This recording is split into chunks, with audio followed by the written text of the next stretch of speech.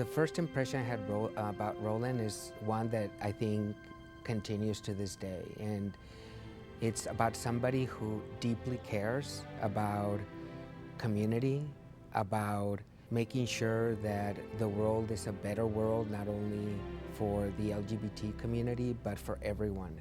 I think what drives him to do this work is just because of the life that he lived and the things that we experienced as children in coming to the United States. I believe that he comes from an activist, from a political father who paid the ultimate price fighting for freedom in his home country. There's great sacrifices that his family has made, beginning with his father, who was a revolutionary in Guatemala. He was a journalist, and he helped organize people to demand human rights and liberties in Guatemala. His sacrifice was a costly one. He ended up being assassinated, and his mother then came to the United States with her 5 children. She saved a lot of money and worked a lot to bring us all here.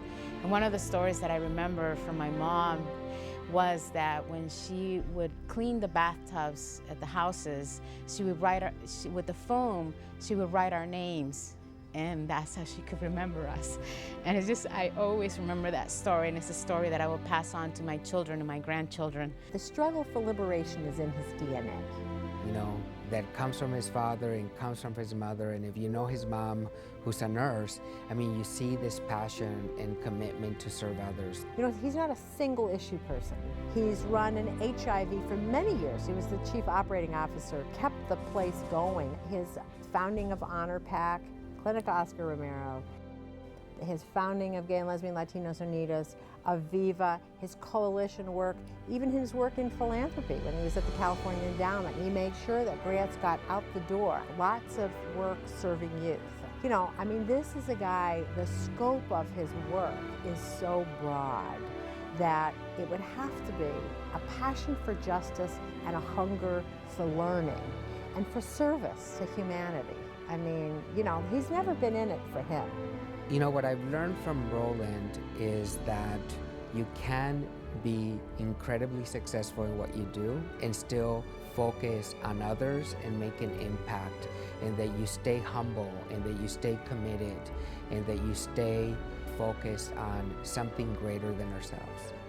I see him as my hero and as an angel that works in many different ways and helps people in a huge way. One single act is very hard for me to isolate because it's really a lifetime of work that is marked by vision of social justice, the fact that people have more in common than they do differences. Often it's the commonalities that get forgotten in our movements because we're so busy getting our own pride together for our own group that we forget how much we have in common, and he always looks for the connections. My son called me and asked me if I could co-sign with him for a loan to go to college, to the fine art school, and I didn't qualify. I couldn't qualify. My son Sergio called Ronnie, and Ronnie co-signed with him and helped him with the loan. And so now Sergio was able to go to college because of that. And this is what Ronnie does. He doesn't think about it. He just does it. He does what needs to be done.